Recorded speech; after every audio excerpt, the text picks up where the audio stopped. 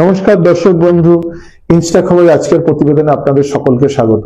আজকে আমরা যে বিষয়টা নিয়ে আলোচনা করব সেটা ভারতবর্ষের অর্থনীতির জন্য খুবই গুরুত্বপূর্ণ। কারণ এই গোষ্ঠী বা এই গ্রুপ ভারতবর্ষের জিডিপিতে প্রায় 10% বা তার চেয়েও বেশি কন্ট্রিবিউট করে। কিন্তু যদি বিগত 6 মাস থেকে দেখি, এই গ্রুপের কিন্তু ওভারঅল প্রফিট বা রেভিনিউ বা গ্রোথ খুব একটা ভালো সিগন্যাল দিচ্ছে না।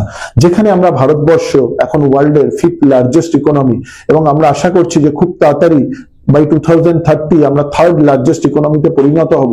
সেক্ষেত্রে কিন্তু এই গোষ্ঠীর একটা উল্লেখযোগ্য অবদান থাকবে। আপনারা বুঝতেই পারছেন যে আমরা কার কথা বলছি। আমরা বলতে চাইছি রিলায়েন্স গোষ্ঠীর কথা। রিলায়েন্স ইন্ডাস্ট্রিজ, রিলায়েন্স রিটেল, জিও, এটা ওভারঅল এবং এদের যে আরো বিভিন্ন বিজনেস রয়েছে সেগুলো নিয়ে আজকে আমরা কথা বলবো।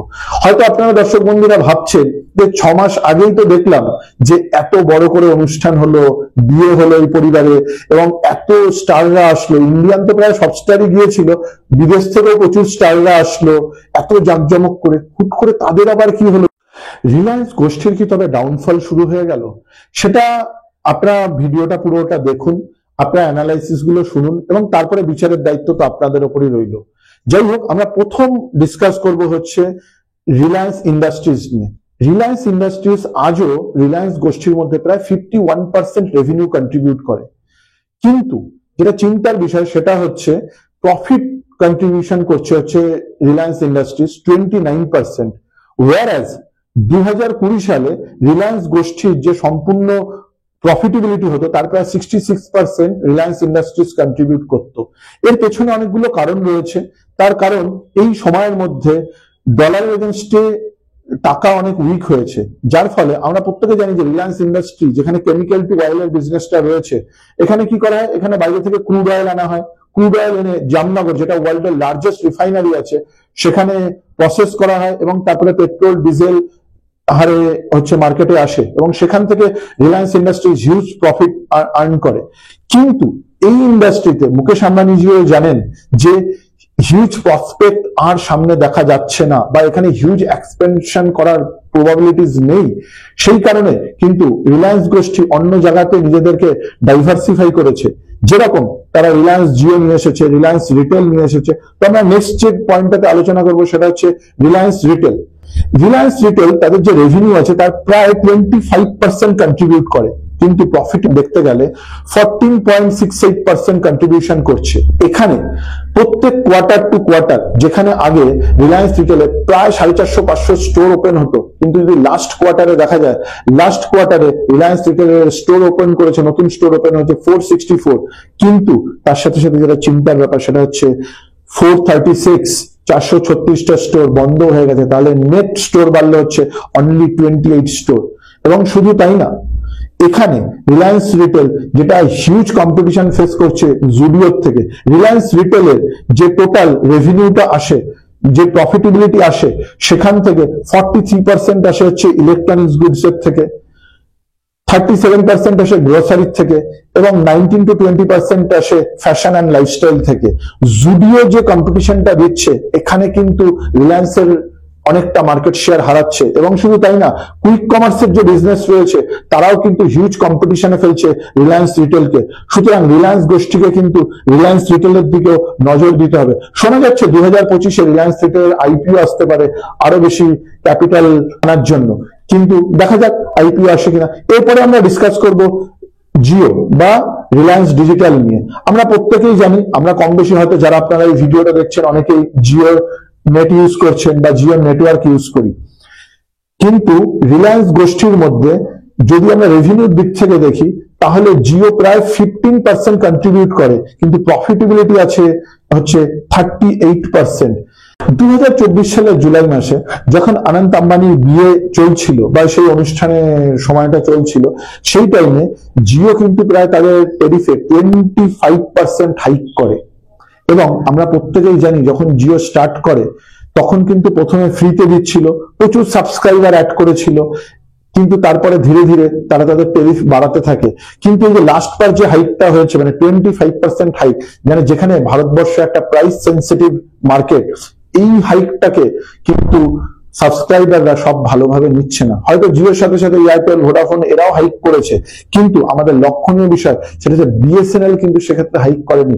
প্রচুর সাবস্ক্রাইবার দেখা যাচ্ছে বিএসএনএল এর দিকে কিন্তু মুভ করছে। যদি লাস্ট 6 মাসের ডেটাতে দেখা যায়, তবে দেখা যাবে বিএসএনএল প্রায় 70 লাখ সাবস্ক্রাইবার অ্যাড করেছে, যেখানে জিও প্রায় 1.65 করোড় সাবস্ক্রাইবার লস করেছে। সুতরাং টেলিকম ইন্ডাস্ট্রি যেখানে আরপিইউ মডেলে চলে, অর্থাৎ রেভিনিউ পার ইউজার, সেই দিক থেকে দেখতে গেলে জিও হয়তো পার ইউজার হিসেবে রেভিনিউ বাড়িয়েছে, কিন্তু একটা জিনিস দেখতে হবে, এই যে সাবস্ক্রাইবার কমছে, এটা কিন্তু শুধুমাত্র শর্ট টাইম লস না, এটা কিন্তু লং টাইম লস। কারণ ভাবুন না, আমি, আপনি, আমরা যখন রিচার্জ করি, আমরা তো মাসের পর মাস সেই কোম্পানি রিচার্জ করি, তো যার ফলে জিও কিন্তু এখানে সাবস্ক্রাইবার বেস লস করছে। এবং শুধু তাই না, এখানে ট্রাই আর একটা নতুন নিয়ম আনছে, যেখানে বলছে যে এখন দেখবেন কোম্পানিগুলো সবসময় যে মানে আমাদেরকে প্যাকেজটা দেয়, তার মধ্যে দেখবেন ডেটাও থাকে আর কলও থাকে, কিন্তু ট্রাই বলছে যারা শুধুমাত্র কল করবে, যারা ডেটা ইউজ করবে না, তাদের জন্য প্যাকেজ আনতে হবে। বা অনেকে দেখবেন দুটো সিম ইউজ করে, এবার একটা সিমেই তাদের নেটের কাজ হয়ে যাচ্ছে, সেকেন্ড যে সিমটা রয়েছে সেটা হয়তো নেট ইউজই হচ্ছে না। ভারতবর্ষে এরকম প্রায় 25 কোটি সাবস্ক্রাইবার রয়েছে যারা ইন্টারনেট ইউজ করে না কোনো না কোনো কারণে। সেই কারণে ট্রাই বলেছে শুধুমাত্র কলিং এর জন্য প্যাকেজ আনতে হবে। এখানেও কিন্তু জিও তথা টেলিকম ইন্ডাস্ট্রির যে অন্য কোম্পানিগুলো আছে, তাদের কিন্তু কিছুটা প্রফিটেবিলিটি কমবে, যেটা ইনডাইরেক্টলি বিএসএনএল কে অনেকটা সুবিধাজনক জায়গায় এনে দাঁড় করিয়ে দেবে। যাই হোক, এর সাথে সাথে আমরা রিলায়েন্সের যে অন্য একটা নিউ রিনিউয়েবল এনার্জি, সেই ডিসকাশনটাও করব। রিনিউয়েবল এনার্জির ক্ষেত্রে রিলায়েন্স গোষ্ঠীর জন্য যেটা সবচেয়ে এখন চ্যালেঞ্জ হয়ে দাঁড়িয়েছে, সেটা হচ্ছে ক্যাপিটাল।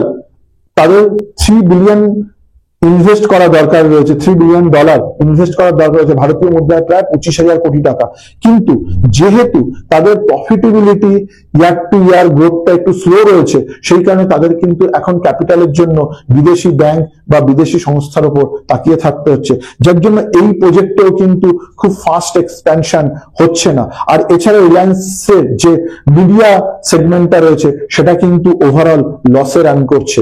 তো যদি আমরা সর্বোপরি ওভারঅল দিক থেকে দেখি, রিলায়েন্স গোষ্ঠী অবশ্যই একটা অনেক বড় গোষ্ঠী। একটা এত বড় গোষ্ঠী হলে সেই গোষ্ঠীর বছর টু বছর সবসময় প্রফিটেবিলিটি মেনটেন করাটা খুব একটা ইজি ব্যাপার না। কিন্তু রিলায়েন্স গোষ্ঠীর গ্রোথ আমাদের ভারতবর্ষের অর্থনীতির জন্য গুরুত্বপূর্ণ, কারণ নিফটিতে সবচেয়ে সেকেন্ড লার্জেস্ট ওয়েটেজ রয়েছে হচ্ছে ইন্ডাস্ট্রিজের। এবং শুধু তাই নয়, শোনা যাচ্ছে 2025-এ জিও তার আইপিও নিয়ে আসবে ক্যাপিটাল বাড়ানোর জন্য। এবং শুধু তাই না, রিলায়েন্স রিটেলও হয়তো তাদের আইপিও নিয়ে আসতে পারে 2025 সালে। কিন্তু আরেকটা ব্যাপার দেখার আছে, রিলায়েন্সের যে গোষ্ঠী রয়েছে, এই গোষ্ঠীতে আগে ধীরুভাই আম্বানি দেখতো, এখন তারপরে মুকেশ আম্বানি দেখে। এবার মুকেশ আম্বানির বয়স অলরেডি হচ্ছে 67 বছর। হয়তো উনি খুব বেশি দিন আর সেভাবে অ্যাক্টিভ থাকবেন না। সময়ের সাথে সাথে যদিও ওনার 2 সুপুত্র এবং কন্যা রয়েছে যারা বিজনেসটা দেখছে, যেমন ঈশা আম্বানি রিলায়েন্স রিটেল, আকাশ আম্বানি রিলায়েন্স জিও এবং অনন্ত আম্বানি রিলায়েন্স ইন্ডাস্ট্রিজ এর পার্টটা দেখেন। এখন এই যে আম্বানি গোষ্ঠীর যে নতুন জেনারেশন, তাদের জন্য একটা নতুন চ্যালেঞ্জ যে তারা রিলায়েন্স গোষ্ঠীকে আরেকটা নতুন উচ্চতায় উঠিয়ে নিয়ে যেতে পারবে, নাকি এখান থেকে রিলায়েন্স গোষ্ঠীর ডাউনফল শুরু হবে। আপনারা দর্শকরা এই সম্পর্কে আপনার কি মতামত কমেন্ট করে অবশ্যই জানাবেন। আর আজকের ভিডিওটা যদি আপনাদের ভালো লেগে থাকে, তাহলে লাইক, শেয়ার ও কমেন্ট করতে কিন্তু ভুলবেন না। আর অবশ্যই চ্যানেলটা সাবস্ক্রাইব করবেন। এরকম আমরা অনেক টপিক নিয়ে আসবো, এবং টপিকটা যদি আপনি আপডেট জানতে চান, তাহলে বেল আইকন প্রেস করবেন।